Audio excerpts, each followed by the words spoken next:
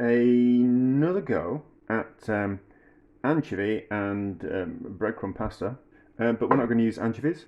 We're going to use cheap tuna in sunflower oil, and we're not going to use a decent quality pasta. We're going to use the cheap stuff. So how are we going to do this? Let's get that off the tuna first. So we're not going to use all this tuna, but we are probably going to use most of the oil. So we need to get the oil out of the tuna into the frying pan. Not making a mess. Oh, that'll be just enough. And we're not going to use all the tuna. We're going to use, how much is in the tin? I never looked. 120 grams drained. So we're going to use half of that, I think. Yeah, that's going to be about the right amount. Now, we're going to have to put salt in because it won't be very salty, unlike the anchovies. So, and what I have done now, so this will probably be the video before that is the proper anchovy and breadcrumb pasta. So this one will follow it. So if you want to see it done more properly, you can watch the one before. This is just me faffing around, seeing if we can do it a little bit cheaper and if we get the same kind of results. So a bit more oil. So I reckon all the oil and half the tuna. Oh, that was a mistake, wasn't it? So the anchovies melt into the oil, so we just need to melt that tuna into there. Now, and what I have done is I've just softened the pasta in some water, which just makes it easier to put in the pan, and it kind of bypasses having to add pasta water to the pasta. So just soften it in the water. If you just now add that water to there, that kind of mimics the idea of using the pasta water to finish off the pasta dish, because that's how we're going to form the sauce. The sauce will be going to be formed out of the oil from the tuna, the starch from the pasta, and some cheese. Is that how it works? Yeah, starch from the pasta, liquid. Oh yeah, the liquid, pasta water, and the what we call it, and the oil. That's going to be the basis of the sauce, and then we're going to put some cheap cheese in. I know we're not supposed to put cheese in with pasta, but I'm not Italian and we're not in Italy, so what we do, bring that up to the boil, throw that tuna away, it's been on a cooker, bring that up to boil. Already you can see that the starch is wanting to come out of the pasta and to kind of form a sauce, so that will concentrate as we move it around. So we're basically cooking it a little bit like a risotto. The pasta doesn't look very good at the moment, it looks like it's overcooked. It will be fine, it will harden up as it starts to cook, and then it will soften back down.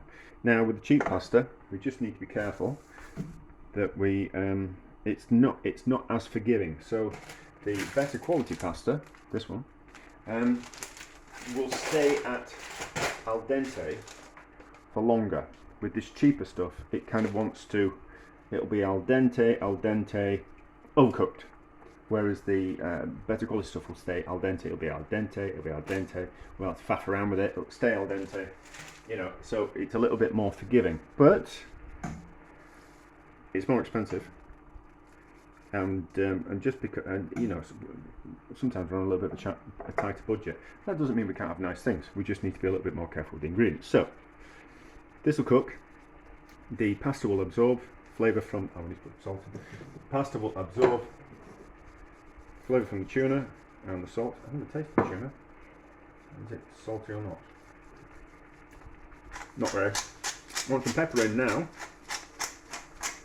and then put some pepper at the end. When we cook the pepper, it changes flavour. So, if we put some in at the start, and then we finish off, we'll get the two different flavours of pepper. Just as when we add it at the end, it's very fragrant. But you can boil it relatively rapidly, and then we just need to keep an eye on it and add a little bit more boiling water as we go, and if we need it. But anyway, so we're back when something a little bit more interesting is happening, rather than just a pan of water and pasta and a bit of cheap tuna. So as you can see, the pasta's now a more pasta-y colour rather than that opaque colour that it was when it had just been soaked in the water. I decided that I might as well just add all this tuna. I might as well just add all of it. I don't know why I'm not just putting it all in. There's no good reason. I suppose I was thinking that maybe I'd use it somewhere else later in the week, but we might as well just use it up all now. And then it's a full tin of tuna, and then it's 250 grams worth of pasta, and then whatever amount of cheese. But as you can see there, so get rid of that fork. As you can see there, the pasta water and the starch is thickened up and forming a sauce. So that's going to be the basis of the sauce. So that needs a little bit more cooking. Let's just give it a taste. It's alright for salt, actually. You can have a bit more pepper though. And then we're back and we're going to add some cheese. I think this would be a nice one, this. It won't be as nice as the proper one, but I think it'd be nice. So, the pasta's just about cooked. Let's grate some cheese in. So, it's a hard Italian cheese. It's just the cheap stuff from the supermarket. But it's not got that much age to it, and I think because it's not got that much age to it, it's softer and it melts easier. I think it's all very well using a hard cheese in a pasta dish, but the problem is when the cheese gets a little bit too old, it's very difficult for it to melt.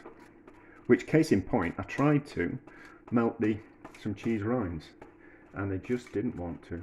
So that hard bit just didn't want to melt.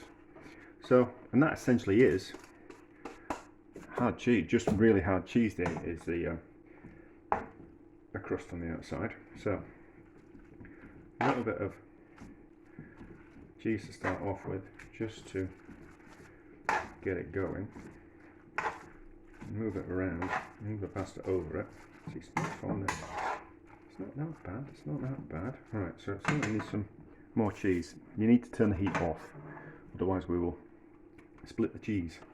So it'll cook it, and then the fats will split out of it. So we need to turn it off when we do this. But we also need to make sure that the pasta is hot enough that it's going to melt the cheese. So it's a case of turning it off and then adding the cheese straight away.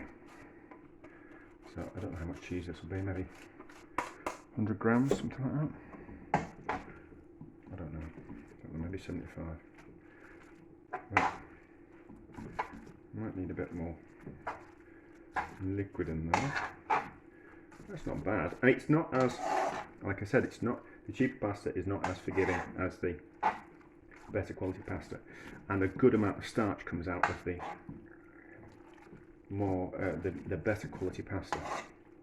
I don't want to say more expensive, because something being more expensive doesn't necessarily mean it's going to be better quality.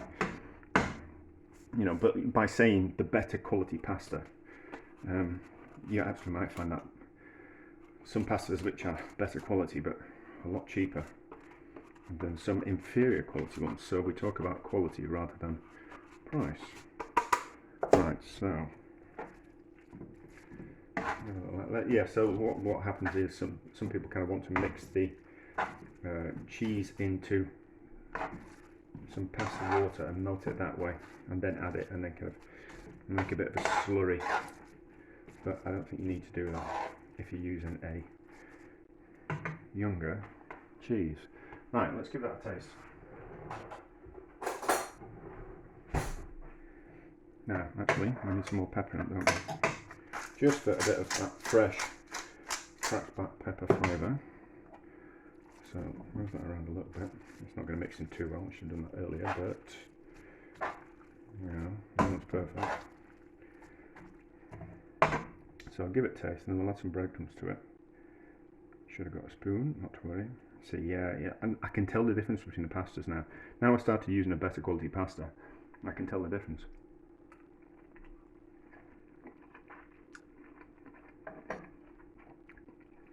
That's pretty good as that. That's pretty good. So, add a few breadcrumbs to it. And then I'll do the fancy twirly and take a picture. But, you know, that'll be half the price. I'll maybe do a calculation of what it costs, but we can do something with cheaper ingredients and get the same kind of results. And unless you're a proper food connoisseur, I don't really think you'd know the difference.